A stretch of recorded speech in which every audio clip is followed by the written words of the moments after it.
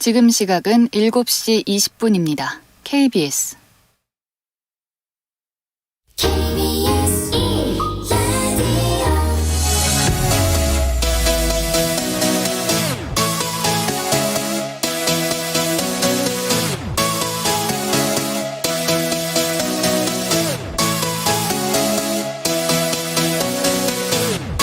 KBS 열린 토론.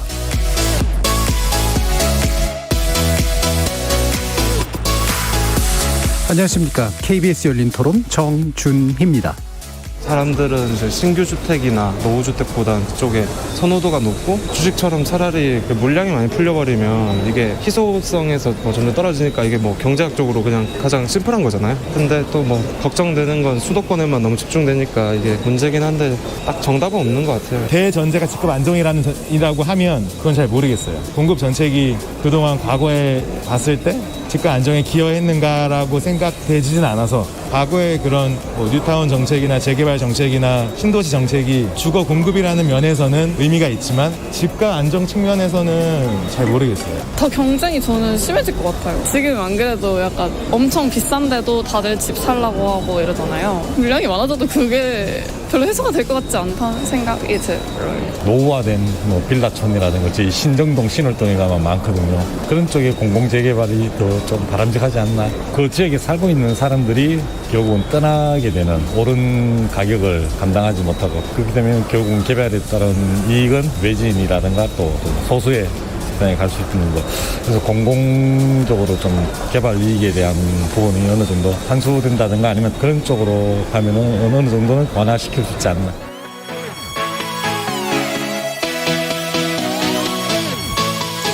거리에서 만나본 시민들의 목소리 어떻게 들으셨습니까? 오늘 토론 주제는 재개발 통한 주택 공급 확대, 집값 안정에 도움될까입니다. 어제 서울시가 재개발 활성화를 위한 6대 규제 완화 방안을 발표했습니다. 이번 조치로 과거에 뉴타운으로 지정됐다가 해제된 강북 지역 등 노후주거지 수십여 곳이 사업을 다시 진행할 수 있게 됐는데요. 서울에서 재개발 구역으로 신규 지정된 곳이 2015년 이후 한 건도 없었던 만큼 시장의 기대감은 커 보이지만 뉴타운 개발 당시 사회적 문제였던 전세난 등의 여러 가지 후유증을 우려하는 목소리도 있어서 관련 대책 마련이 필요해 보입니다. 다른 한편 어제 국토교통부도 서울 중랑구와 인천 미추홀구 등 노후주거지 8곳에 대한 고밀 개발 방안을 발표했는데요. 서울시가 주도하는 민간 재개발 활성화 정책과 정부가 주도하는 공공개발 추진 정책 사이의 협력이 가능할지 향후 정부와 서울시의 논의 과정이 주목되고 있습니다. 오늘 KBS 열린 토론에서는 두 분의 부동산 전문가와 함께 서울시와 국토부의 주택 공급 방안 자세히 살펴보면서 부동산 시장에 미칠 영향을 전망해보는 시간 갖도록 하겠습니다. KBS 열린 토론은 여러분이 주인공입니다. 문자로 참여하실 분은 샵 9730으로 의견 남겨주십시오. 단문은 50원, 장문은 100원의 정보 이용료가 붙습니다. KBS 모바일 콩, 트위터 계정 KBS 오픈, 그리고 유튜브를 통해서도 무료로 참여하실 수 있습니다. 시민 논객 여러분의 뜨거운 참여 기다리겠습니다. KBS 열린 토론 지금부터 출발합니다. 살아있습니다. 토론이 살아있습니다. 살아있는 토론, KBS 열린 토론. 토론은 라디오가 진짜입니다. 진짜 토론, KBS 열린 토론.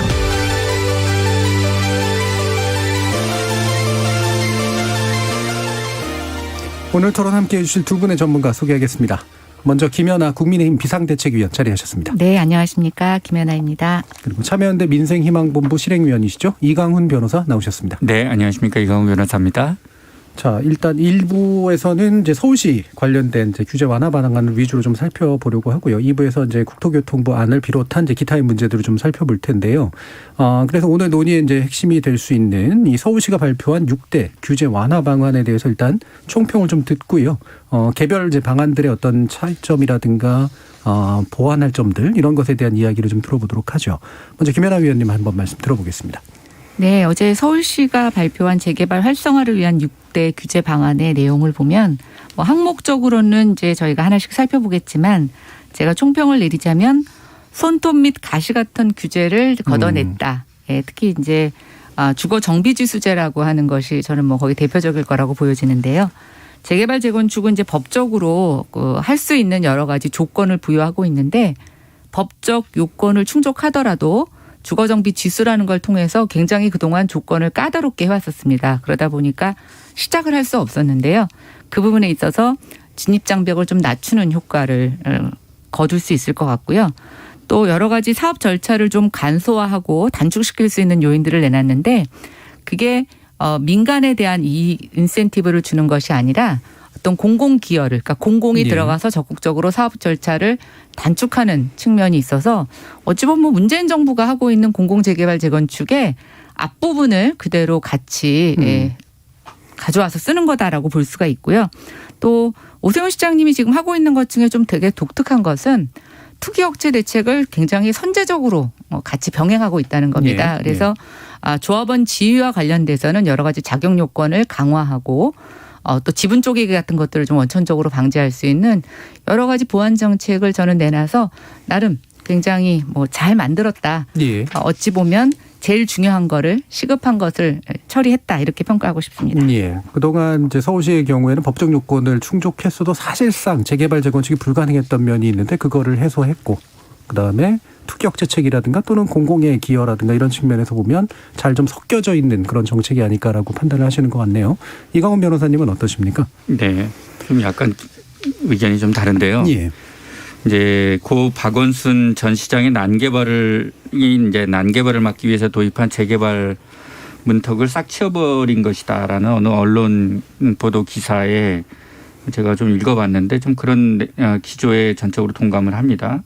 지금 이 주택가격 안정과 부담 가능한 주택 공급이라는 목표를 훼손하면서 재개발 재건축을 부추겨서 국민의힘의 내년 대선과 지방자치단체장 선거에 유리한 국면을 조성해보겠다 하는 그런 의도가 깔려있는 결정이 아니었나 이렇게 좀 생각하고요.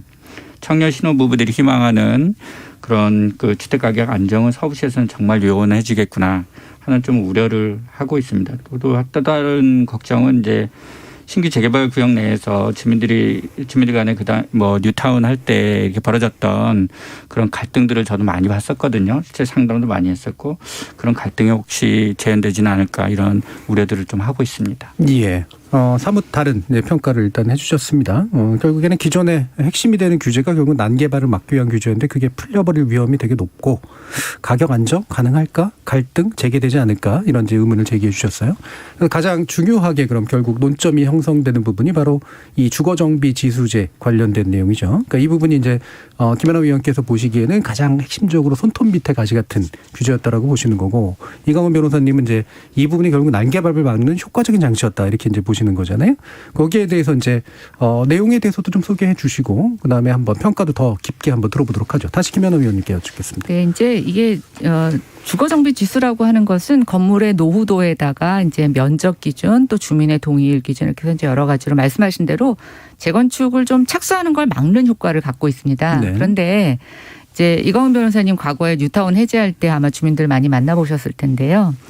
뉴타운 구역이나 이런 재개발 재건축 구역으로 지정을 받게 되면 이제 그 안에서 건축 행위가 제한이 됩니다. 그래서 집을 고치기도 좀 어렵고 빨리 사업이 진행이 되지 않으면 굉장히 노후한 상태로 방치가 됩니다. 재개발 재건축 사업이 경기에 굉장히 민감하게 반응을 하기 때문에 경기가 좋을 때는 서로 하겠다고 난리고요. 경기가 안 좋을 때는 다 또 자초되면서 이제 사업을 해제해달라고 하는데 그 당시에 이제 구역 지정이 해제되면서 사실은 사후적으로 계획적인 툴을 먼저 입혔어야 되는데 주민들의 워낙 민원이 해제에 초점이 맞춰 있다 보니까 그런 관리 방안 없이 해제를 많이 했었습니다. 그랬더니 어떤 일이 벌어지냐면요. 전체 재정비 지구 안에서 일부 사업자들이 들어와서 단독주택을 다세대 주택으로 개조하고 임대용 주택으로 개조하고 하는 식의 사실은 무분별한 소규모 진짜 난개발이 시작이 됩니다. 그러면 노후도가 이제 제거되죠. 일부 낡은 주택들이 새 주택으로 바뀌면서 그 지역들은 노후도를 충족할 수가 없어서 사업을 진행할 수 없게 되는 그런 악순환이 벌어지게 되는데요.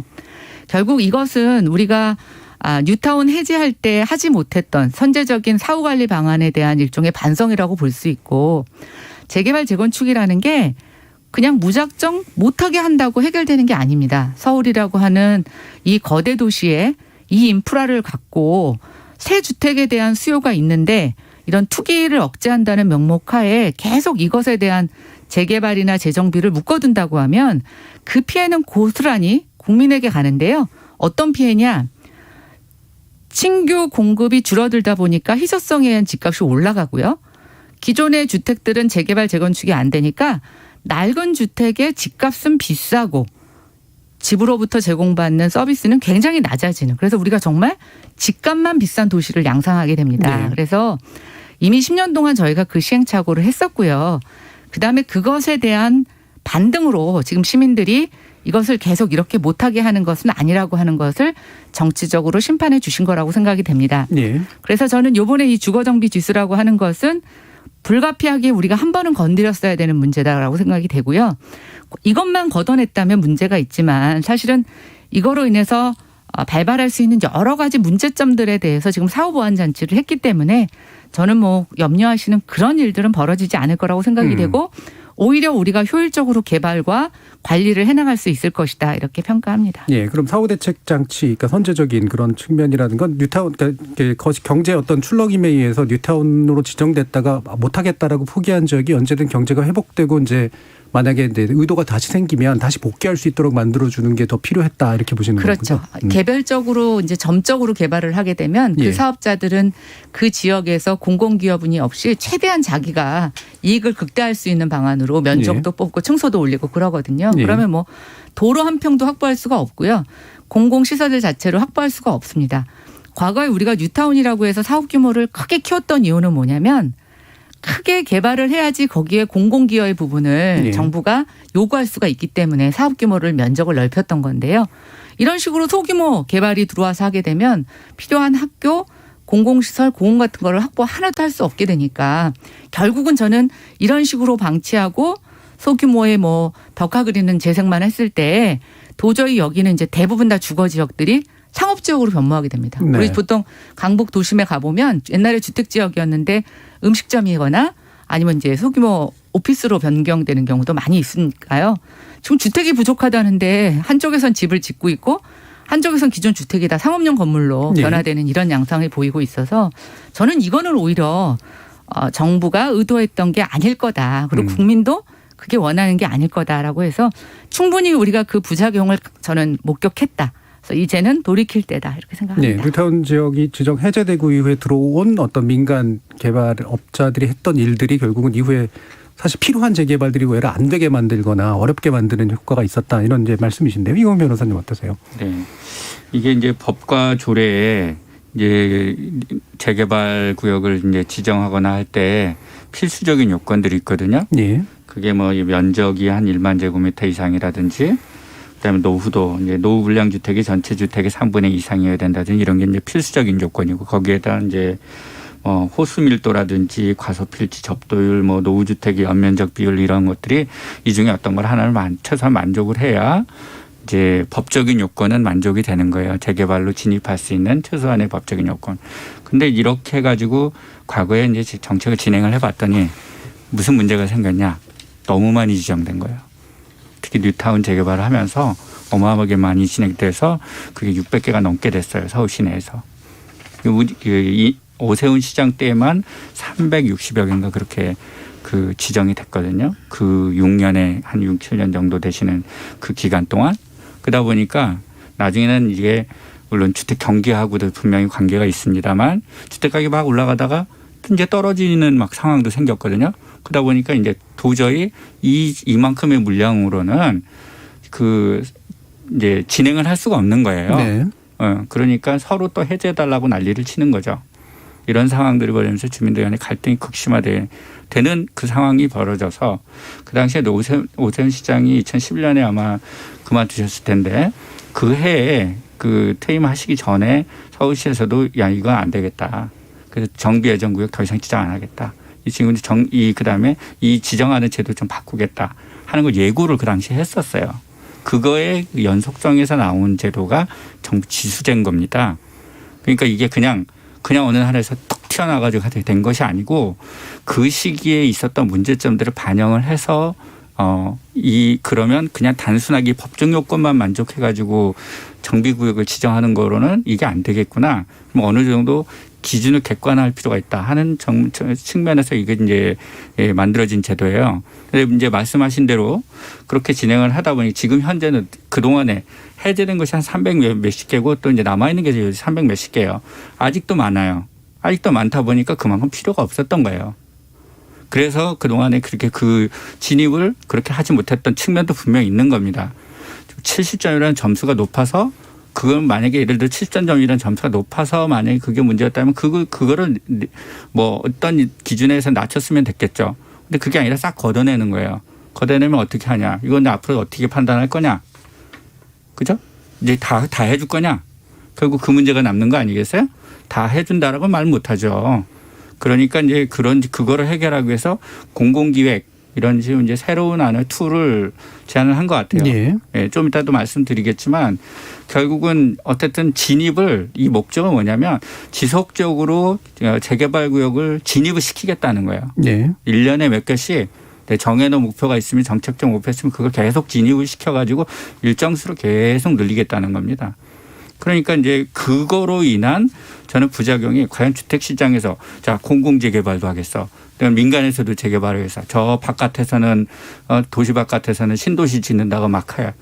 이렇게 한꺼번에 진행이 되는 과정에서 또 그 당시 겪었던 그 문제도 안 벌어지겠느냐. 예. 예. 예. 그럼 공공기획 문제까지 얘기를 해주셨으니까 공공기획이 이제 나름대로 이제 그걸 없애는 사후 방안이 된다고 이제 말씀을 주신 거고, 근데 그럴 거냐 과연 이제 그런 의문도 제기해 주셔서 그 부분까지 좀 평가를 해주시죠. 네, 그러니까 이제 제가 이제 그걸 보면서 이제 그 가장 크게 들었던 의문은 이게 이제 공공기획의 목적이 뭐냐 하는 거죠. 물론 기본적으로 공공지수제를 없애다 보니까 없애고 다 마구 진입되면 안 되기 때문에. 네. 그거를 어느 정도 컨트롤하겠다는 의미도 있는 것 같아요. 예. 그래서 그게 과거하고는 좀 다른 거죠. 예전에는 요건만 맞으면 다 해주겠다 이런 식으로 한 거거든요. 그때 이제 그 부작용은 제가 보기에 오산시장도 아는 것 같아요. 네. 그런데 그럼 25개씩 그 매년 이렇게 그걸 지정해주면 계속 지정을 해주면 그건 좋은 거냐? 그것도 아니라는 거예요. 알겠습니다. 좀 정리하면 그러면 지금 이제 이런 지수에 관련된 것이 그걸 대체하는 공공기획이라는 게 내용이 불명확해서 과연 억제 효과가 있을까라고 하는 거랑 두 번째로 그래서 결국은 이렇게 해서 쏟아져 들어오는 것이 과연 이후에 시장에 좋을까로 일단 요약은 되거든요. 예, 김연아 위원님 한번 말씀 들어보시죠. 근데 이제 우리가 정비구역으로 지정이 된다고 해서 이게 다 사업이 되는 것은 아닙니다. 예. 특히 지금 이제 오세훈 시장이 이번에 발표한 그 주거정비 지수 폐지의 가장 큰 그 요인은 그러니까 그걸 적용했을 때 효과를 보는 지역은 노후 저층 주거지입니다. 아마 이제 오세훈 시장이 그 광진에서 국회의원 선거를 하셨었죠. 예. 그 이제 우리 서울에 보면 이 동북 동남권에 이런 노후되고 저층 주거지들이 많은데 여기는 설사 재개발 재건축을 추진한다고 해도 사업성이 굉장히 안 나오는 지역들이 많습니다. 이른바 빌라촌들. 예. 근데 여기는 사실 답을 찾기도 어려워요. 그래서 저는 지금 여기서 우리가 재개발 구역을 지정하고 추진한다고 하더라도 민간 사업 방식으로는 사업이 가능하지 않은 지역들도 많이 나올 거예요. 그래서 근데 어쨌든 지금 여기 그 서울시에서 보도 자료를 낸 것에 보면 법정 요건으로는 저층 주거지에서 재개발 재건축 사업 대상지가 한 50% 나오는데 주거정비 지수라는 걸 적용을 하면 이게 14%로 줄어든다는 거죠. 그러니까 상당수가 어떻게든 정비나 업그레이드가 필요한데 주거정비 지수라는 것을 하게 되니까 그 대상 자체가 굉장히 많이 줄어들게 되고 그랬을 때 구역으로 지정을 안 하면 건축을 우리가 제한할 방법이 없습니다. 그래서 아까 제가 말씀드린 것처럼 그러면 예를 들어서 저희가 이렇게 동그란 구역 안에서 요건을 갖춰지지 않아서 구역 지정을 못하면 야금야금 사업자들이 들어와서 여기를 다른 식으로 개량했을 때 시나 정부가 개입할 여지가 없다는 거죠. 그렇다 보면 영원히 이 지역은 야금야금 신축 재택이 들어오면서 재개발 재건축을 할 수가 없습니다. 그런데 서울시가 이제 여기를 어떤 이런 요건을 갖고 구역으로 정한다는 얘기는 여기서 무분별한 건축 행위가 일어나지 못하게 하는 거고 어떻게든 계획적으로 관리를 하겠다는 의지를 담고 있는 거예요. 네. 거기 안에서 민간이 할 수 있는 방법 또 민간이 도저히 안 되면 저는 시정부나 중앙정부가 개입해야 된다고 생각해요. 그거는 지금 서울시가 하려고 하는 정책의 일부도 포함될 수 있고 문재인 정부가 하려고 하는 공공재개발의 내용도 갖다 쓸 수가 있습니다. 그러나 그것을 시작하기 위해서 기존에 지금 밥가리가 원천적으로 그걸 적용하기가 어려운 측면이 있었다는 거고 이런 요건이 안 되는 상태에서 지금 문재인 정부가 역세권에 뭐 600% 700% 용적률을 주는 것을 하겠다고 하는 거죠. 근데 그게 뾰족하게 한 곳은 높이 올라갈 수 있지만 그 주변에 이런 저층 주거지 성능 업그레이드가 안 되고 정비가 안 되는 주택의 문제는 근본적으로 해결할 수가 없다는 거예요. 그래서 저는 지금 그 문재인 정부에 하고 있는 공공재개발과 오세훈 시장이 하고 있는 이 재개발 재건축 규제 완화를 서로 대치되는 거라고 보시면 안 되고요. 일부 공공에 몰려있는 기능을 조금 민간과 분산시키고 부족한 부분을 메우면서 상황에 맞게끔 소비자들이 선택할 수 있는 여러 가지 선택의 여지를 더 주는 다양성을 주는 정책이다. 이렇게 평가하는 게 맞다고 보고 있고 오세훈 시장 정책 중에 어떤 거는 박원순 시장보다 조합원들에 대한 자격 기준이라든가 뭐 불법 쪼개기 같은 거는 더 강화를 했습니다. 그래서 지금 이광훈 변호사님이 우려하시는 그런 투기라든가 이런 문제에 있어서는 상당히 안전장치를 만들었다. 그래서 과거와는 좀 달라졌다. 저는 그 부분을 좀 강조하고 싶습니다. 이후에 이제 투기 억제 관련된 부분은 이제 또 다른 어떤 논의를 한번 얘기를 해보고요. 다시 이제 이광훈 변호사님 돌아가서 지금 김연아 위원님 말씀하시는 걸 들어보면 오히려 이렇게 기준을 높여놓음으로써 사실은 공적으로 관리할 수 있는 수단들이 외려 사라지고 민간 개발업체들이 들어와서 만들어낸 그런 것들이 결국에는 전체적으로 이렇게 나름대로 이렇게 자율적으로 개발이 되는 자율적으로 개선이 되는 방식보다는 오히려 방치되는 어떤 결과를 낳는다라는 그런 생각에 입각하고 계신 것 같아요. 어떻게 생각하시나요? 가서 이제 지역마다 상황이 엄청 다른데요. 우선 우리가 이제 재개발 구역이라는데 예전에 지정된 데를 제가 이제 실제로 현장을 많이 돌아다녀 봤거든요. 돌아다 보면 여기를 재개발을 왜 하지 이런 데들이 좀 있어요. 솔직히 말하면. 굳이 재개발을 안 해도 될 것 같아요. 네, 양호한 사이트인데 굳이 그냥 주택을 개량해도 되는 족할 그런 곳에다가 재개발을 하려고 하나 이런 생각들이 들고 야 저거 진 지 얼마도 안 됐는데 이런 지역들이 같이 섞여 있어요. 그런데 하고 아주 이제 낡고 이렇게 정말 문제가 있는 주택들이 모여 있는 데를 이제 같이 합쳐놓습니다. 왜 합쳐놓냐? 사업성 때문에 그런 거예요. 사업성 때문에 일부러 그런 데를 합쳐놔야 그 사업성이 좋아지거든요. 그래서 그런 데들 합쳐놓은 데들이 부지하게 많았습니다. 과거에도. 그래서 이건 지역마다 정말 그 지역을 어떻게 관리해야 되느냐 하는 부분에 대해서는 좀 달리 봐야 되는 부분들이 있어요. 정말 열악한 곳, 우리 안쪽에 들어가 있는 곳들 있죠. 이런 것들에 대해서는 적극적으로 개발을 해야 되는데 이런 데는 개발업자들이 안 와요. 그러니까 그냥 도로가만 개발이 되고 지금 말씀하신 부작용은 그런 거거든요. 도로가만 개발이 되고 속안에는 그냥 방치되어 있는 거죠. 이러니까 이런 문제들이 발생할 수 있는 부분에 대해서는 그 안에서 그런 것들을 개발할 수 있는 어떤 툴이 필요한 거 맞아요. 네, 그런 부분들이 어떤 방식이어야 되느냐. 이건 여러 가지 이제 철학적이거나 어떤 정책적인 접근의 차이들이 있을 수 있는데 지금 정부가 내놓은 거는 그거 관련돼서 공공재개발을 그런 부분에서 사업성이 떨어지면서 사업의 필요성이 있는데 사업성 떨어지는 곳 이런 것들이 그냥 민간에다 맡기면 그냥 저절로 잘 될 거냐 결코 그렇지 않다는 거예요. 그건 아마 예전에 제가 이제 SH공사 사장으로 전창훈 사장 전 장관이 계실 때 그때 거기 공무원 직원들하고 그 사이트에 대해서 전체적으로 서울 지역 전체에 대해서 어떻게 평가하느냐 이런 얘기도 좀 들어볼 기회들이 좀 있었거든요. 근데 사업성이 아주 안 좋다는 거였어요. 당시에. 그래서 실제로 진행될 수 있는 곳이 많지 않다. 민간에서 스스로 해가지고. 그러면 이제 그런 곳들은 스스로 할 수 있는 곳들은 그냥 스스로 해야죠. 예. 근데 그렇지 않은 곳들을 어떻게 할 거냐는 게 현실적으로 어려움의 근본적인 문제였고 그런 곳에 대한 대안들은 오히려 공공이 지원해 주는 것이 오히려 필요했던 것이에요. 근데 지금 이제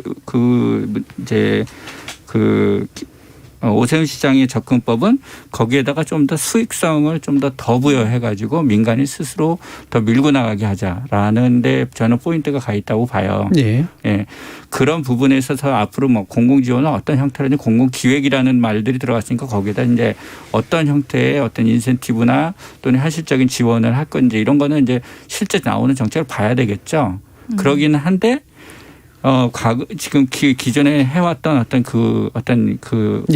이런 내용들을 보면 공공 재개발과 사실은 이 지금 현재 하려는 부분이 약간 살짝 충돌하는 그런 양상도 보여요. 예. 이런 다시 것들이. 그러니까 요약하면은 이제 실질적으로 근본적으로 다시 좀 갈아엎어야 되는 노후 지역에 대해서는 수익성이 떨어지니까 잘 안 하고 사실 안 고쳐도 되는 부분들은 오히려 이제 수익성이 있기 때문에 결합돼 있는 양상들이 많다라는 건데 그러면 실제로 이제 들어서서 공경기획을 하는 게 이제 그 부분을 해결할 수 있을까에 대해서는 이제 잘 모르겠다 이제 정도로 일단 요약은 되거든요. 다시 한번 얘기 들어보죠. 네, 근데 이제 아까 말씀하신 것 중에 이제 저희가 언급을 안 한 게 뭐냐면 서울시 이제 변창흠 장관이 놓고 봤을 때 다 사업성이 없었던 이유 중에 하나가 뭐냐면 서울시의 한 40% 정도가 주거 지역의 40% 정도가 이종 일반 주거 지역이에요. 예. 이종 일반 지역은 그 용적률 규제에다가 동시에 층수 제한을 하게 됩니다. 네. 그래서 이번에 발표한 게 7층까지 되는 게 있고 이제 11층까지 되는 게 있는데 이게 용적률을 다 그러니까 이게 시장 말로 찾아 먹을 수가 없는 거예요. 층수 제한 때문에. 그래서 요번에 그 7층 일반 주거 지역 층수 완화를 이제 요번에 층수 규제를 이것 역시 완화를 합니다. 네, 그렇게 되면 7층으로 제한돼 있던 네, 걸. 7층. 그러니까 이게 굳이 7층을 할 필요가 없었어요. 그리고 지금 서울 35층 박원순 시장 때도 마찬가지인데 그게 어떤 명확하게 학술적이나 무슨 건강학적, 의학적 기준이 있는 건 아니에요. 그냥 대충 전문가들이 그 정도의 합의를 한 숫자인데 이 7층도 마찬가지고 이 7층 규제만 조금 풀어도 아까 검토하신 것 중에 대다수의 사업성이 없는 지역들이 사업성이 좋아질 수가 있습니다. 그래서 저는 요번에 요거를 같이 하게 되면 했던 것은 굉장히 의미가 있었다고 보고 있고 네. 말씀하신 대로 전혀 안 되는 지역은 아무리 뭘 해도 안 됩니다. 그런데 지금 이제 문재인 정부의 공공재개발은 뭐냐면 토지의 소유권 자체를 LH나 SH가 다 강제 수용을 해서 재개발을 추진하고 난 다음에 나눠주겠다는 거고요. 지금 오세훈 시장의 이 재개발 재건축은 앞에 인허가 받는 게 너무 복잡하잖아요. 주민들이 거기에서 사실은 사업 시행자한테 많이 의지하게 되고 또 거기서 속기도 합니다. 네. 그래서 그거를 공공이 대신해 주겠다. 특히 지금 이제 그 앞 단계는 구청이 했었어요. 근데 이게 제가 보니까 아까 왜 조례로 주거정비 지수제라는 걸 도입을 했느냐. 그 당시가 MB 박근혜 정부 때였어요. 그때는 재개발 재건축을 좀 풀려고 했던 게 중앙정부의 기조인데 박원순 시장은 그게 싫었던 거예요. 뭐 어떤 이유로 철학적이든 뭐 어떤 정적인 이유로든 그게 싫어서 그거와 대치하는 수단으로 이제 조례를 써서 이것을 막았던 거거든요. 네. 그래서 저는 이제 이 부분이 그때 못하게 했던 것들을 이제 돌이키는 과정에서 동의율, 층수 제한 이런 것만 좀 풀어줘도 제가 봤을 때는 사업성이 확 달라지는 것들이 있습니다. 그래서 이걸 갖고 뭐 공공재개발 재건축하고 제가 부딪히는 것도 있고 뭐 보완되는 것도 있다고 생각되는데 저는 근본적으로 지금 LH가 저 사단이 나서 또 공공특별제도라고 하는 특공에 대한 여러 가지 국민들의 불신이 있는 상태에서 공공이 그렇게 전면적으로 수용을 해서 하는 개발 방식을 계속 유지하는 것은 저는 바람직하지 않다고 생각해요.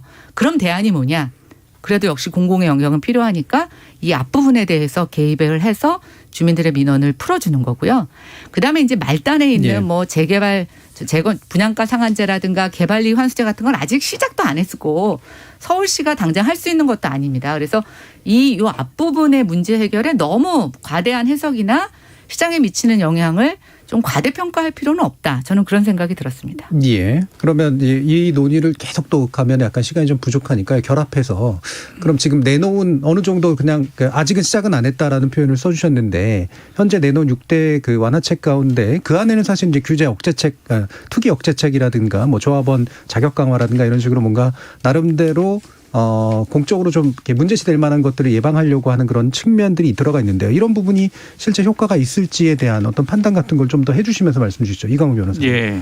좀 전에 말씀하신 부분 잠깐 좀 제가 정정을 해드릴 부분이 좀 있어서 그거 잠깐 언급하고 그 말씀 드릴게요. 지금 이제 공공재개발이 전부 다 LH가 다 수용해가지고 하는 사업이다 이렇게 그런 취지로 말씀을 하셨는데 그건 아니고 이건 이제 그 위탁을 받아서 하는 사업이기 때문에 이거는 이제 재개발 조합이 하던 거를 그 LH가 대신해 준다는 그런 컨셉이에요. 지금 서울시가 얘기하는 거와 유사하다는 말씀이신 거죠? 그거 하고 아니 조금 다르죠. 그건 이제 그 사업을 주도적으로 이제 LH나 SH나 이런 공공이 한다는 그런 의미지 방식 자체 근본적으로 바뀌는 건 아니에요. 그런데 공공주택 사업하고는 좀 다른 거죠. 공공주택 사업은 정말 공공사업 주체가 그 토지를 다 수용을 하는 거죠. 예, 그거하고는 좀 그 케이스가 좀 다르다는 아니, 근데 말씀을. 이번에 이사 대책에 발표된 내용에 보면 지금 이제 아직 그게 국회를 통과하지 못했어요. 왜냐하면 이제 이사 대책 발표하고 난 이후에 LH 사태가 터지면서 지금 이제 그 국회에 계류되고 있는 법이 바로 LH에게 이런 토지 수용과 사업에 대한 주도권을 갖고 있는 것을 허용하는 그 법 규정이거든요. 그게 공공주택사업법의 이제 개정이거든요. 네네. 근데 이제 그게 결국은 지금은 조합의 공공이 이렇게 사업 시행을 대행해 주는 거에서 이사 대책에서는 공공이 수용을 해서 사업자에게 직접 사업하는 거를. 그렇죠. 그리고 뭐 토지주들이나 세입자들에게 어느 정도 이익도 보전하고 뭐 이런 내용들이 다 들어가 있지 정비사업하고 않습니까? 약간 비슷해지는 그런 측면이 좀 있습니다. 예, 예. 아니 근데 지금 봤어요. 어차피 서울에서 하는 거는 정비 사업이 아닌 게 없죠.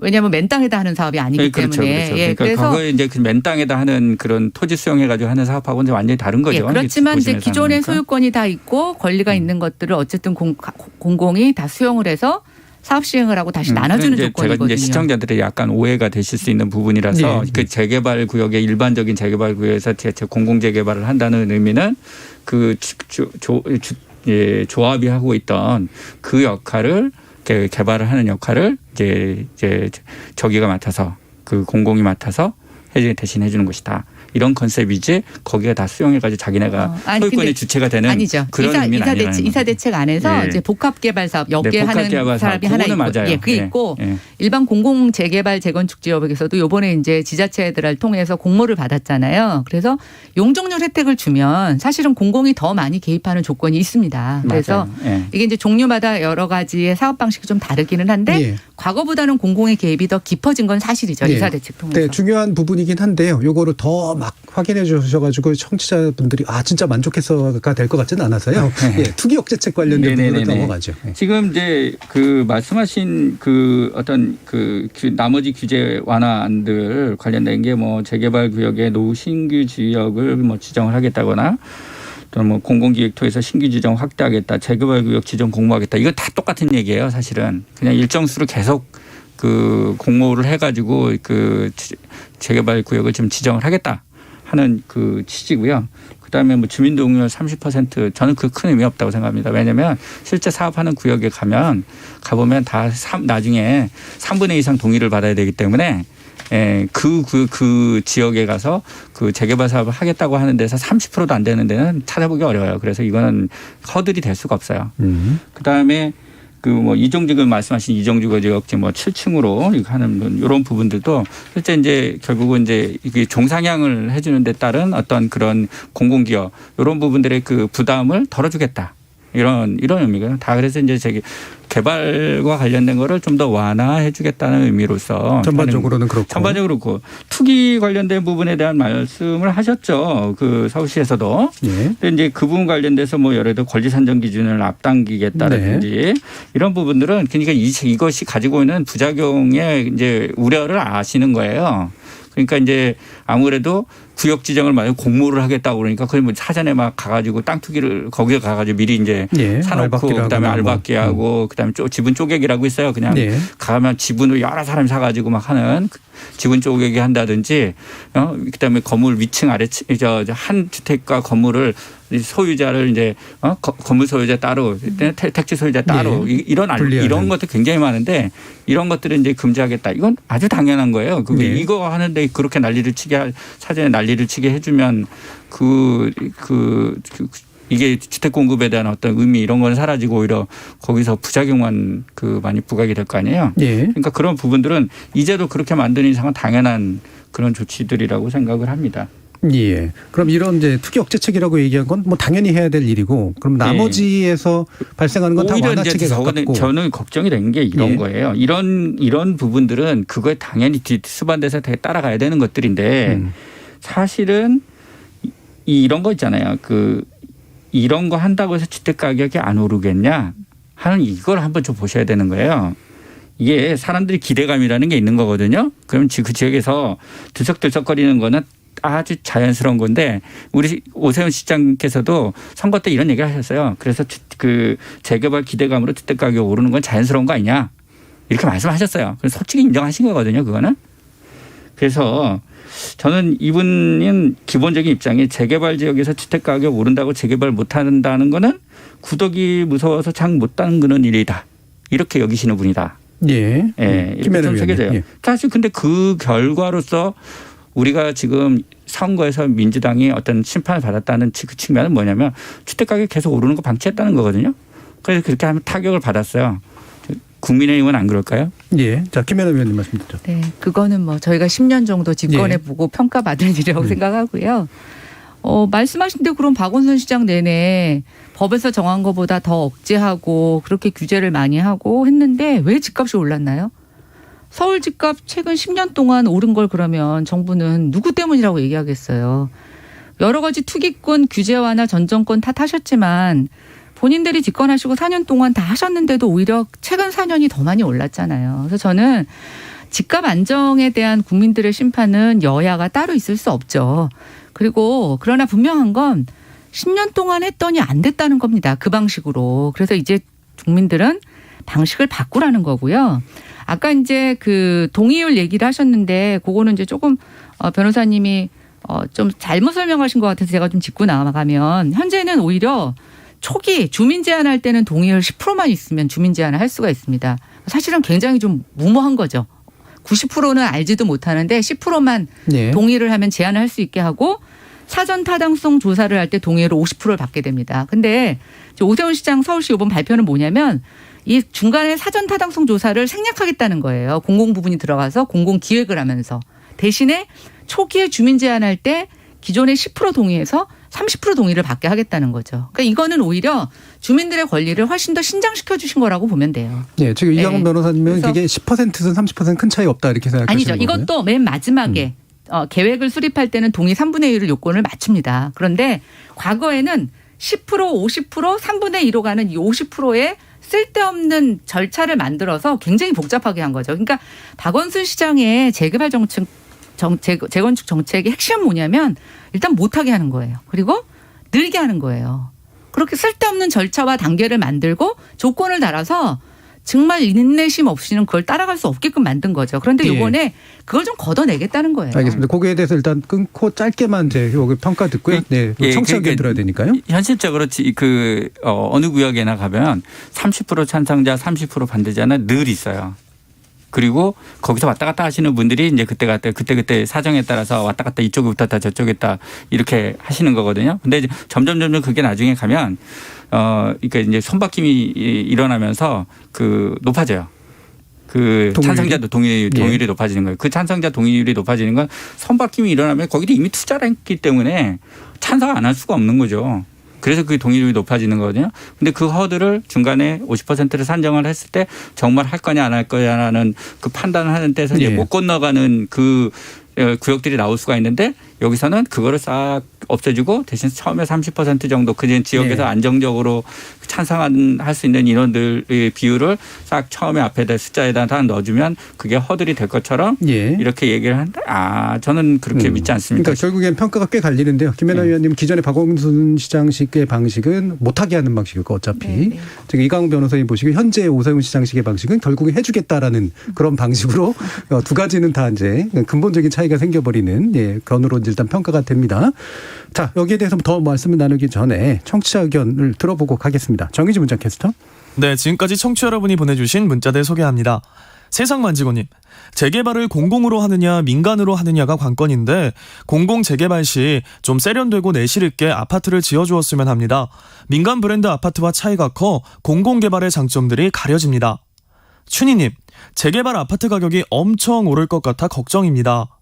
8346님, 망우본동 단독주택이 몰려있는 구도심은 뉴타운 지정이 해제된 이후 주차 문제도 심하고 10년 넘게 난개발만 빈번합니다. 대책 없이 묶어놓고만 있어요. 9803님, 예전 오세훈 시장 시절 서울시의 뉴타운 개발 당시 부작용들이 생각나네요. 대규모 뉴타운 개발이 동시에 진행되면서 전세난이 엄청 심해졌고요.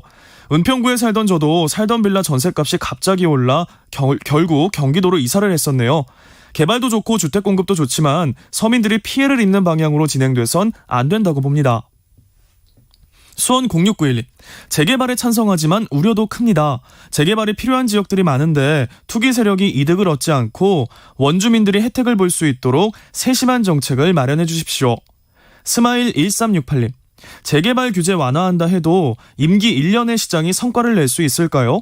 대선이 얼마 남지 않은 상황에서 오락가락 정책으로 집값만 크게 올려놓지 않을까 걱정입니다. 라고 보내주셨네요. 네, KBS 열린 토론. 이 시간은 영상으로도 생중계하고 있습니다. 유튜브에 들어가셔서 KBS 일라디오 또는 KBS 열린 토론을 검색하시면 지금 바로 토론하는 모습 보실 수 있습니다. 방송을 듣고 계신 여러분이 시민 농객입니다. 계속해서 청취자 여러분들의 날카로운 시선과 의견 보내주세요. 지금까지 문자캐스터 정의진이었습니다. 토론이 세상을 바꿀 수는 없습니다. 하지만 토론 없이 바꿀 수 있는 세상은 어디에도 없습니다.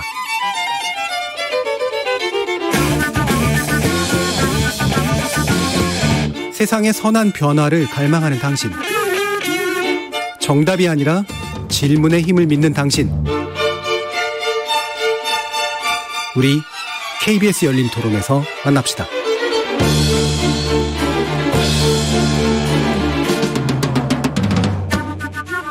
KBS 열린 토론, 재개발 통한 주택 공급 확대, 집값 안정에 도움될까라는 주제로 참여연대 민생희망본부 실행위원이신 이광훈 변호사, 그리고 김연아 국민의힘 비상대책위원, 이렇게 두 분의 전문가와 함께하고 있습니다. 자, 중앙정부 관련된 이야기를 나누기 전에 약간 미처 좀 못 나눴던 이야기들이 많긴 합니다만 그중에 한 가지 정도는 또 한번 얘기를 좀 했으면 좋겠는데요.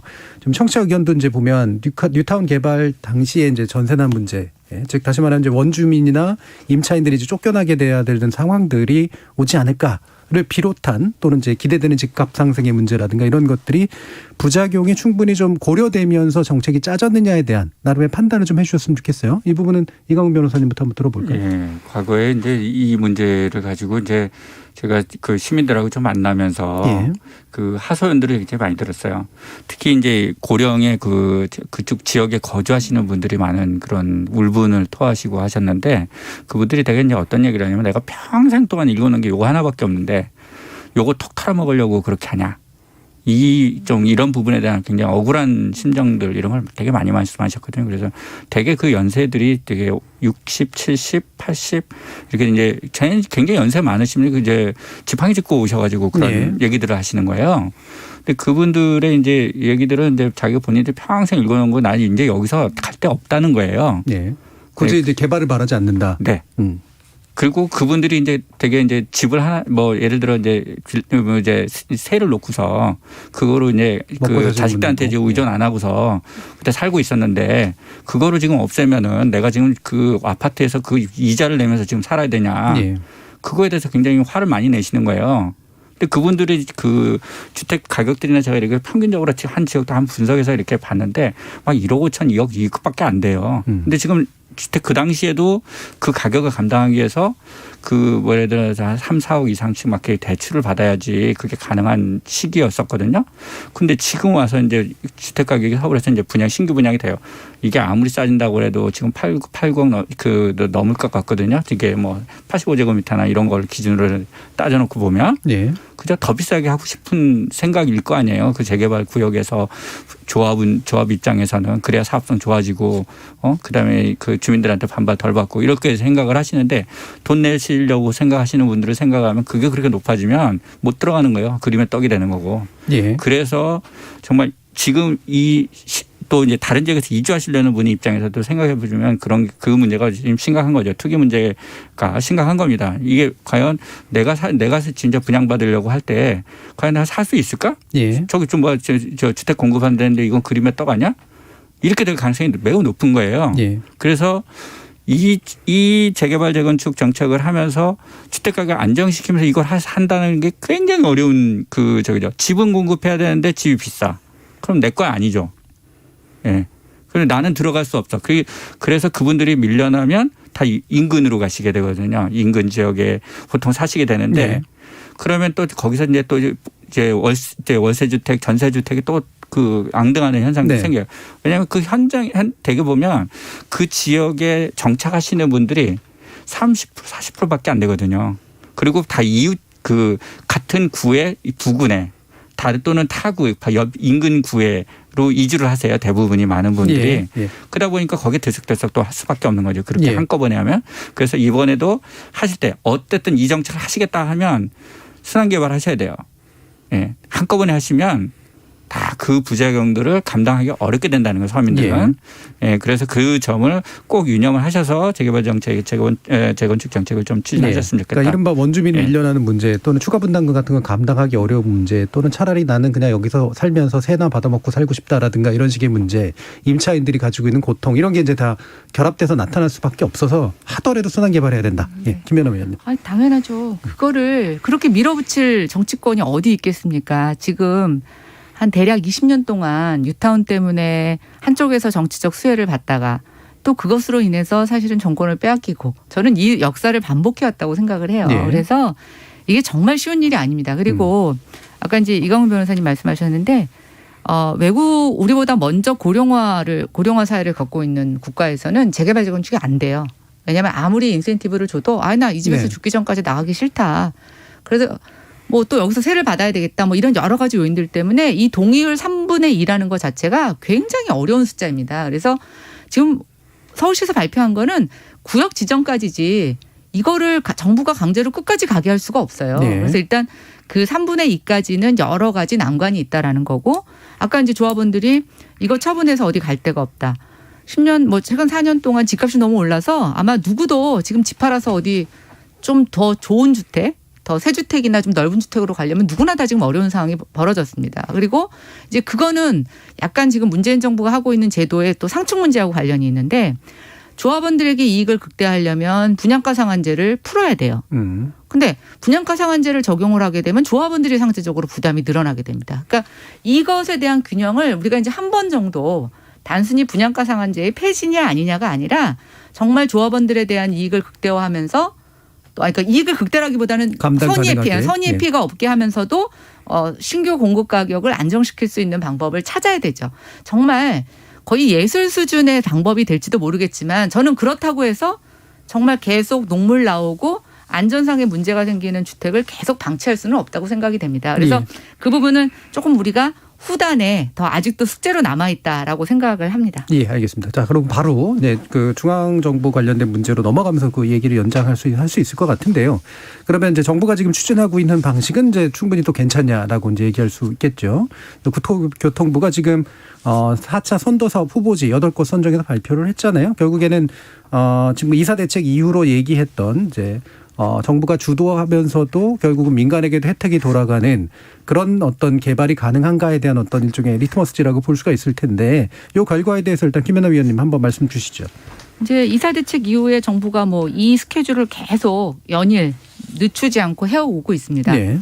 오히려 지금 이제 LH 사태 때문에 3기 신도시는 토지 보상이라든가 이런 시기가 계속 미뤄지는 것 같아요. 근데 이제 이런 것들 다 이렇게 발표를 하고 있는데 저는 이게 이제 집값을 올리는 부작용을 나타내고 있습니다. 여태까지 안 되던데 정부가 들어와서 그 이사 대책에 보시면요.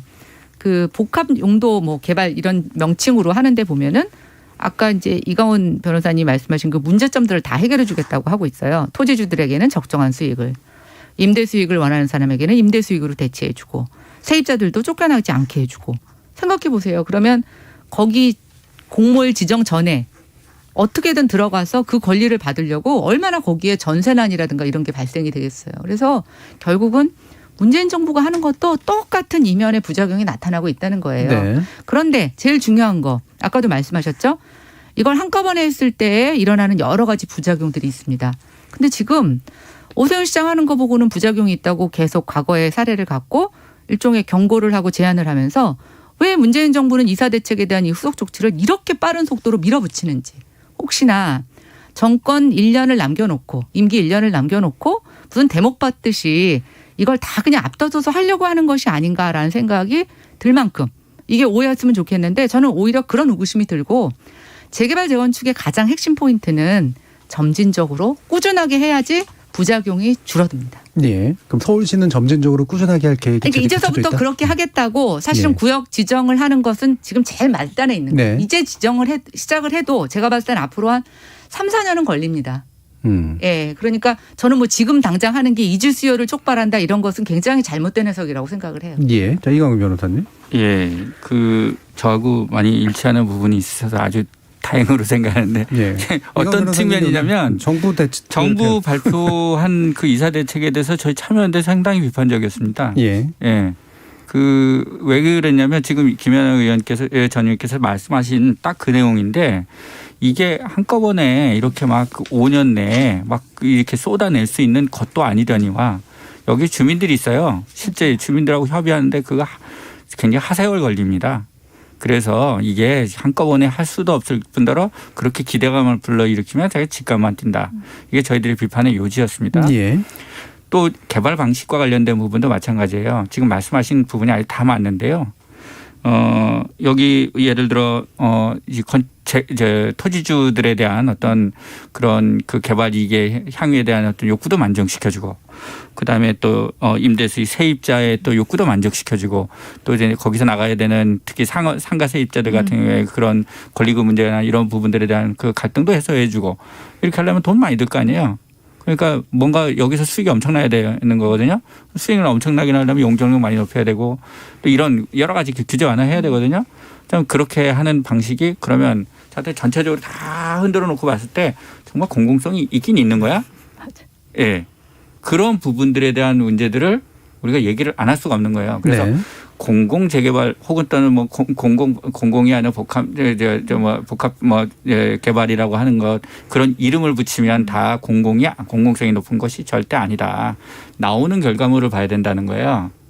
네. 진행하는 과정을 봐야 되는 거고, 그 진행하는 과정이 주택가격 들썩거리지 않게 하면서 안정성을 확보할 수 있는 그런 과정으로, 그리고 주민들의 커뮤니케이션을 많이 잘 해가면서 결정을 또 해야 되는 거고, 또 마지막으로 이런 실제 그 결과물로서 어떤 기여라든지 어떤 그런 그 공공주택 같은 것들 공급이라든지 그런 것이 정말 원활해졌는지, 예. 아니 공공주택 사업을 하면서 예를 들어 이 공공주택을 공급을 많이 못한다 그러면 그건 말이 안 되는 거죠. 대부분 다 분양을 하겠다라고 그래요. 저는 그것도 좋은 생각이라고 생각하지 않습니다. 예, 지금 4900님이 오늘 초대 손님들 잘 선정하셨네요. 싸우듯 하는 게 아니라 전문 지식으로 반론과 지식 토론을 해주시니까 청취자들이 알아듣기 좋습니다라고 말씀도 주셨는데, 자, 그러면 뭐 할 얘기들은 많습니다만 결국은 이제 집값을 안정화시켜서 공급은 어느 정도 해야 되고, 공급하는 과정에서 결국은 그 주거 복지를 늘리는 데 이제 기여를 해야 되고, 대신 갈등은 좀 줄여줘야 되고, 참 어려운 이제 오케스트라인데, 과연 이게 이제 결국 서울시장도 1년 동안 해야 되는 일이고, 물론 이제 그 이후에 더까지 보장이 돼야 되긴 합니다만, 문재인 정부도 사실은 남은 한 1년 정도 안에서 뭔가 소기의 성과를 보여줘야 될 측면들도 있는데, 과연 이게 이제 잘 될 수 있을까에 대한 의문들이 있잖아요. 이 부분에 대한 말씀 한번 좀 주시죠.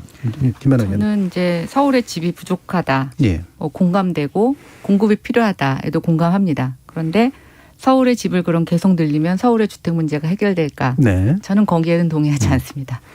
서울에 집을 많이 지어서 집값이 좀 낮아지면 서울에 들어오려고 하는 수요가 또 늘어날 그렇겠죠. 겁니다. 네. 그래서 서울 전체를 집으로 다 채운다고 하더라도 이 문제는 해결될 수가 없습니다. 근본적으로.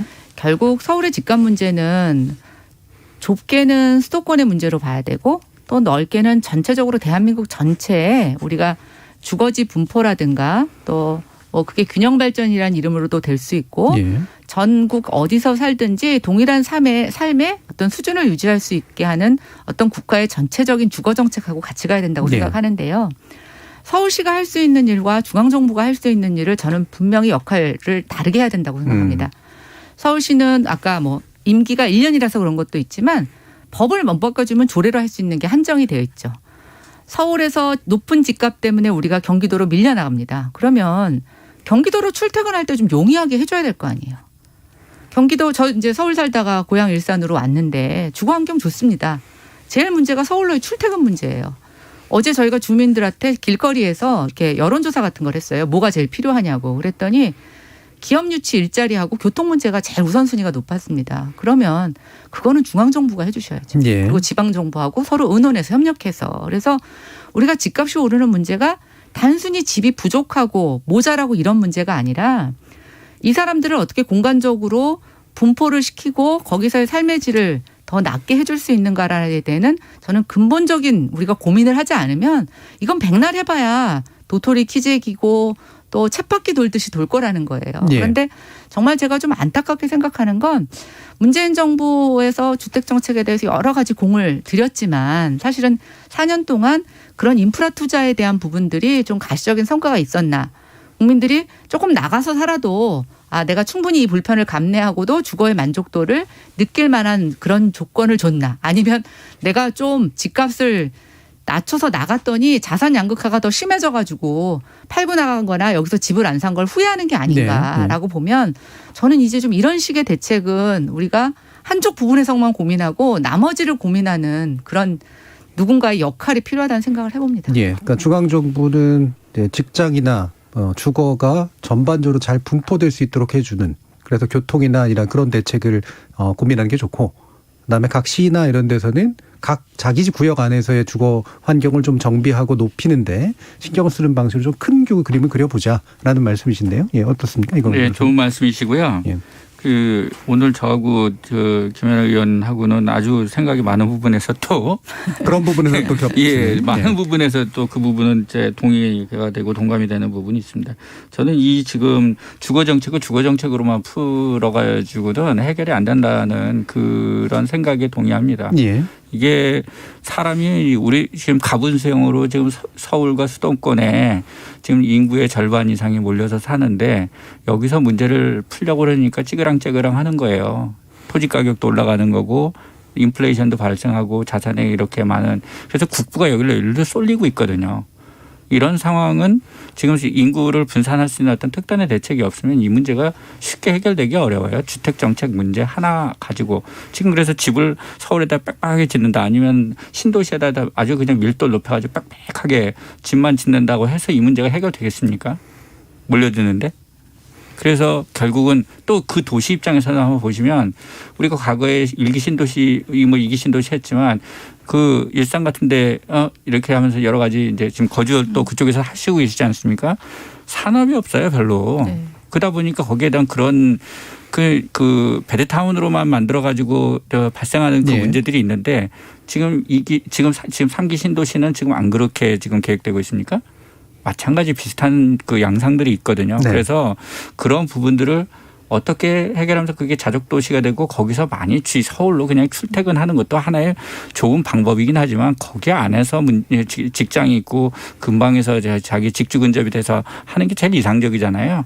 그런 어떤 정책들 하려면 정말 많은 고민이 필요한 거거든요. 도시의 기능을 넣어줘야 되는데 도시의 기능을 집으로 그냥 주택 거기서 사는 곳으로만 그렇게 하면 그게 결국은 그 원성을 사게 되는 거 결과로 이제 귀결되는 거죠. 예. 그래서 그런 부분 관련된 어떤 역할을 중앙정부가 그 오밀조밀하게 잘 기획을 했는다. 이게 전적으로 전 동감을 합니다. 예. 그리고 한편으로는 지금 사실은 3기 신도시라는 거 이거 만약에 예를 들어 국민의힘이 내년에 정권을 차지한다고 예를 들어 가정을 했다고 하더라도 그거 안 할 겁니까? 해야 될 거예요 아마. 해야 될 거고 그럼 거기에다가 뭘 넣을 거냐. 진짜 고민해 봐야 됩니다 사실은. 이게 지금 어느 한 정권의 문제가 아니거든요. 예. 국민들에게 있어서는 자기 미래예요.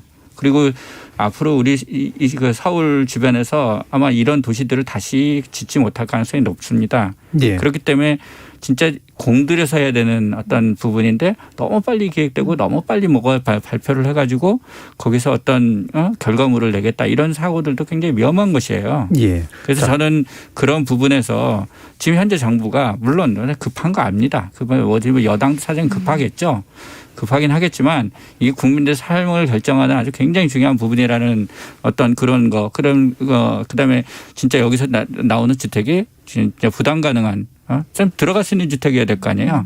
그런 주택이 살만한 주택이어야 된다라는 어떤 그런 관점에서 좀 어떤 주택이 공급돼야 되냐. 이런 부분에 대해서 같이 뜻을 모아줘야 된다고 생각이 됩니다. 예. 자, 두 분이 뭐 합치되는 부분들은 오늘 이제 이호의 부분에서는 맞는 것 같아요. 전반적인 거대한 디자인의 측면에 있어서는 상당 부분 일치하시고요. 근데 이제 결국은 또 뭐 실제로 또 이제 뭐 김연아 의원 같은 또 의원을 해보셨고 또 여당에 보셨으니까 상당 부분 이제 대증적으로 이제 움직이지 않을 수 없는 어떤 고민들이 또한 동시에 좀 있기 때문에 생기는 문제는 다들 아마 이해하실 텐데. 그런 거하고 연관해서 두 분이 또 굉장히 입장이 갈릴 것 같은 얘기는 그럼 뒤에서 좀 해야 될 것 같은데 세제 문제입니다. 결국 부동산 관련 세제가 지금 현재 일단은 다주택자 양도세 중과로 가게 됐죠. 그러니까 6월 1일부터는 실제로 시행이 되고요. 대신 여당 내부에서는 이제 부동산 특위에서 종소세나 재산세 같은 것들을 좀 완화해야 되는 거 아니냐라고 하는 입장에서 확정은 안 된 채 재산세 구간의 일부에서 좀 완화 정도를 지금 일단은 채택한 상태인데 이와 같은 이제 부동산 세제에 관련된 문제에 대해서 어떤 생각을 가지고 계시는지 이건 이강훈 변호사님 말씀부터 한번 들어보죠. 우리 참여연대에서는 지금 다주택자 양도세 중과 완화라든지 이런 부분들에 대해서 굉장히 좀 우려스럽다 이런 입장들을 좀 발표를 계속하고 있습니다. 연속해서 이야기를 하고 있고 또 오늘도 기자회견도 하고 계속 그렇게 했는데 이건 이제 결국은 이게 어떤 집값 상승과 관련된 어떤 시그널 이런 것들을 줄 가능성에 대한 우려 때문인 거예요. 예. 현실적으로 그게 지금 양도소득세를 일부 높이고 일부 낮추고 한다고 해서 당장 주택이 엄청나게 팔리고 안 팔리고 그렇게 될 것 같지는 않습니다. 제가 보기엔 좀 더 기다릴 거예요. 실제 주택 시장에 참여하는 분들은 양도세 지금 살짝 올려주고 낮춰준다고 해서 그게 팔리고 안 팔리고 막 이렇게 움직이지는 않거든요. 네. 그냥 국민의힘 지지하시는 분들은 아이고 국민의힘이 집권하면 더 풀어줄 텐데 이렇게 기대하시고 좀 더 유리한 조건을 기다리실 수도 있는 거죠. 이게 왜냐하면 돈을 갖고 계신 분들이거든요. 근데 아주 급해가지고 막 파셔야 되는 분들은 그 전에 파셨겠죠. 그런 게 아니고 지금까지 기다리신 분들은 여유 있는 분들이거든요. 예. 그래서 저는 양도소득세 조금 낮춰준다 해서 주택을 그분들이 우르르 팔 거다. 또 그다음에 거기다 세금을 중과하면 그분들이 팔 거다. 또 저는 꼭 그렇게 생각하지는 않습니다. 그래서 이게 세제 정책 좀 안정적으로 좀 끌고 갔으면 좋겠다 하는 부분이고 오히려 그 결과로서 어떤 시그널 시장의 시그널이 이 규제 안 하겠구나. 하는 시그널 이런 식으로 비춰지는 어떤 그런 요소들 이런 것들은 좀 금물이다 이렇게 좀 말씀을 드리고 싶고 그다음에 이제 실제 이제 여당에서 하는 부분에 대해서 좀 비판을 좀 드리면 여당이 지금 좀 마음이 급해져 가지고 좀 표 계산을 하고 계신 것 같아요. 저는 그게 눈에 보입니다. 그래서 그런 부분에 대해서도 저희 시민단체 입장에서 그렇게 마음 급해가지고 지금 뭘 이렇게 막 뛰고 저렇게 뛰고 지금 하고 계신데 실제 실수요자라고 하는 타겟으로 생각하시는 실수요자들이 되게 고소득층이에요. 잘 놓고 보면 그 혜택을 누가 받을 거냐라고 생각을 해보면 꽤 고소득층 고자산 가지고 계시거나 부모들한테 어느 정도 좀 도움을 받아서 쉽게 집을 취득하실 수 있는 분들 그런 분을 타겟으로 하는 정책이거든요. 그래서 일반적으로 서민들이 그 혜택을 볼 것 같진 않다. 예. 예. 그렇다면 그것이 가져오는 사인은 오히려 이제 더 대출해주고 이분들 그러잖아요. 대출 더 해주겠다는 거 아니에요? LTV 낮춰져 가지고. 네. 근데 거꾸로 또 이상한 게 하나 있어요. DSR이라고 이제 대출 규제가 또 다른 종류의 대출 규제가 또 작동을 하잖아요. 그 부분에 대해서는 정확하게 명쾌하게 얘기를 안 하세요. 근데 사실은 저희들이 계속 요구하는 게 뭐냐면 본인들이 갚을 수 없는 빚을 금융기관이 대출해 주는 거는 말이 안 된다. 네네. 그래서 그거로 인해서 지금 사실 우리가 정말 아픈 건데 문재인 정부에서 전세 대출도 엄청나게 많이 강화했거든요. 그게 다 집값 뛰는데 저 사실은 기여를 하고 있습니다. 아픈 거지만 어느 정권이라고 해서 전세 대출 안 해줄 수 있겠어요? 근데 그렇게 많이 늘려놨더니 그 결과는 집값 상승으로 이어진다는 거죠. 그럼 그런 부분들이 있다는 걸 이미 알고 있는 상태에서 계속 펌프질을 한다는 거는 좀 약간 살짝 무책임하지 않나? 알겠습니다. 김혜남 위원님 말씀 들어보죠.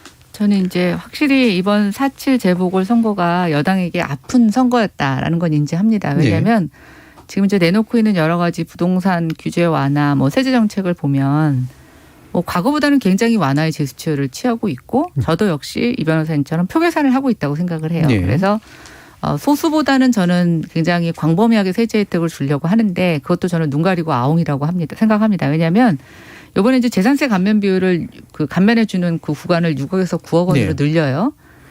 종부세 세율은 고치지 않지만 공정가액이라고 해서 비율 적용해가지고 이제 현실화를 높이는 거에 대해서도 어느 정도 일적 동결하겠다고 합니다. 그런데 이게 이제 약간 저는 정치적이라고 보는 이유가 뭐냐면 올해 법 통과돼서 내년 한 해는 적용이 될 거예요. 내년에 공시가격 현실화를 또 높이잖아요. 그러면 세율은 깎아줬는데 주민들이 느끼는 세부담은 늘어납니다. 그럼 내년은 어떻게 할 거예요? 근데 결국 제가 봤을 때는 내년 대선 지선만 지나고 나서 보자. 굉장히 단편적으로 하는 것 같다는 언발의 거예요. 오줌누기다. 네. 그리고 지금 보면은 매번 부동산 TF에서 나오는 거 보면 처음에는 이만큼 10개 해줄 것 같이 얘기를 해요. 그랬다가 한두 의원들이 막 반대하고 그러면 또 그건 아니다. 오늘도 내놓은 것 중에서 뭐 몇 개는 또 조금 더 검토해 봐야 된다. 이건 TF 아니다라고 얘기를 하고 있어요. 그랬을 때 시장에서 얼마나 혼란이 오겠어요. 아, 이거 뭐 바꿔준다는 거야? 안 바꿔준다는 거야? 이건 낮아지는 거야? 뭐 올라가는 거야? 그러다 보니까 양도세 감면 혜택을 받으려면 올 5월까지 집을 팔아야 되는데 사람들이 안 팔죠. 이 정권 하에서도 오락가락 하는데 내년에 대선이 있는데 그럼 훨씬 더 바뀔 수 있을 거라고 생각하지 않겠습니까? 특히 이번 재보궐선거에서 국민들은 심판의 결과가 어떻게 나타나는지 한번 경험했어요. 저는 절대로 이제 시장에서 1년 동안 정부의 어떤 정책도 먹히지 않을 거라고 보고 있어요. 그럼 그 누가 자초했느냐? 저는 정부가 자초했다고 봅니다. 그래서 세제 혜택은 원칙이 있어야 돼요. 그리고 점진적으로 이 세제 전문가들이 제가 처음에 세제 공부할 때 이런 얘기 하셨어요. 세금은 갑자기 오르면 조세 저항이 일어난다는 거예요. 그러면 아무리 좋은 것도 그 저항 때문에 정치인들의 표 계산 때문에 자초되고 만다. 그럼 어떻게 해야 되느냐? 가랑비에 옷 젖듯이 해야 된다는 거예요. 야금야금 느끼지 못하게. 그러나 점진적으로. 그렇게 세부담을 가야 되는데 정치권들이 너무 조급해요. 그래서 항상 들썩날썩하는데 이것에 대한 혜택은 누가 보느냐? 굉장히 재빠른 투기꾼들. 상대적으로 돈에 여유가 있는 사람들, 정보를 많이 아는 사람들만 혜택을 보고 요즘 주변에 보세요. 제 주변에서 보면 서울 아니고 그냥 경기도나 지방에서 집 한 채 두 채 갖고 있는 사람이 있을 수 있습니다. 서울에 한 채 값도 안 되는 것들 갖고 있는데 그 두 채 팔면서 팔았더니 뭐 양도세를 오른 거에 뭐 반을 내라고 하니까. 근데 그걸 팔 때는 다 이유가 있거든요. 어디 쓸 데가 있어서 파는데 그렇지 못하는 거에서 오는 정부에 대한 원망. 그러니까 단순히 얼마짜리 주택을 팔아서 세율이 얼마냐의 문제가 아니라 한번 정말 시장에 가보시면 이 세금 때문에 급하게 돈 마련하기 위해서 재산을 처분하는 사람들의 가슴을 찢어지게 하는 일들이 너무 곳곳에 많이 있다는 겁니다. 알겠습니다. 자, 이 그 세금에 대해서는 되게 조심스럽게 접근해야 되고 지금 그러나 정치적으로 계산하고 있다라는 부분에 대해서는 동의하시는데 그 세제 방향에 대해서는 약간 불명확하지만 방향은 좀 다르신 것 같은 그런 짐작이 좀 들긴 합니다. 자, 이제 마무리 발언할 시간인데요. 1분 이내로 좀 해주셔야 될 것 같네요. 자, 두 분 뭐 말씀 들으면서 이렇게 좀 복잡한 정책이 너무 정책으로 흐르지 않고 어떻게 좀 됐으면 좋겠는지 한 3, 40초 정도로 들어봐야 될 것 같습니다. 자. 네, 저는 문재인 정부의 남은 기간 동안 이제 그 총력을 다해야 되는 것들이 지금까지 그 정부가 이렇게 공언을 했던 그런 내용들을 지금 실행하는데도 시간이 좀 부족한 시기거든요. 그러니까 지금 어떤 시장을 자극하는 그런 정책들은 가급적 안 내놓는 것이 저는 바람직하다고 생각합니다. 지금 마무리해야 될 때가 맞아요. 그리고 그다음에 이미 지금 해야 되고 계속 이어져야 되는 사업들을 이렇게 안정적으로 관리하는 것이 제일 중요하다고 생각이 되고요. 근데 그 기조가 흐트러지면 안 된다. 지금 정부가 주택 가격 안정은 어쨌든 공언을 해왔고 목표로 해왔지 않습니까? 그걸 일관되게 하고 그러고서 국민들한테 표를 달라고 하셔야 됩니다. 이랬다 저랬다 자쳤다 하면은 그 사이 국민들 되게 혼란스럽고 오히려 그거로 인해서 피해를 보는 사람들도 많이 늘어날 수 있어요. 자, 김연아 의원님 30초뿐이 안 됩니다. 네, 시장에서는 모든 사람들이 집값이 오르는 거에 대한 전망, 그거에 대한 걱정만 합니다. 근데 얼마 전에 비트코인 아마 하락하는 거 보셨겠지만 이게 지금 자산시장, 금융시장 또 비트코인까지 가세하면서 경제가 어느 한 군데서 충격이 일어났을 때 다른 데 어떤 영향을 미치는지 우리 한 번도 경험하지 못한 상황을 겪게 될 수도 있습니다. 그래서 저는 주택가격 이젠 정말 위험에 대해 대비할 수 있는 정책을 갖고 있어야 된다고 생각을 하고 있고요. 자꾸만 저도 이 변호사님하고 똑같은데 추가적으로 뭐 내놓을 게 아니라 좀 있는 거 수습하고 무리한 건 이제라도 좀 스톱시켜서 다음 정권에게 좀 넘겨서 미래 세대가 해결할 수 있도록 여지를 주는 거 필요하다고 생각합니다. 알겠습니다. 자, KBS 열린 토론 오늘 순서는 그럼 이것으로 모두 마무리하겠습니다. 오늘 토론 함께해 주신 김연아 국민의힘 비상대책위원 그리고 참여연대 민생희망본부 실행위원이신 이가훈 변호사 두 분 모두 수고하셨습니다. 감사합니다. 네, 감사합니다. 감사합니다. 공공정책이라는 게 최적의 해결책을 내는 과정인 것 같지만 실제로는 공학적 계산 과정이 아니라 다양한 욕망과 이해관계를 절충하는 정치적 과정인 경우가 많죠. 다차원적이고 강력하기까지 한 욕망과 이해가 담긴 부동산 관련 정책이라면 더 말할 필요도 없을 것입니다. 너무 순진한 이야기인지는 모르겠습니다만 승자와 패자가 너무 명확히 갈리고 미래 세대에게 부담을 안길 자산가치 상승의 욕망을 자극하기보다 우리 사회 주거복지에 관련된 각자의 정당한 소망을 수용하는 공공적 주택 정책의 재구성을 기대해 봅니다. 지금까지 KBS 열린 토론 정준이었습니다.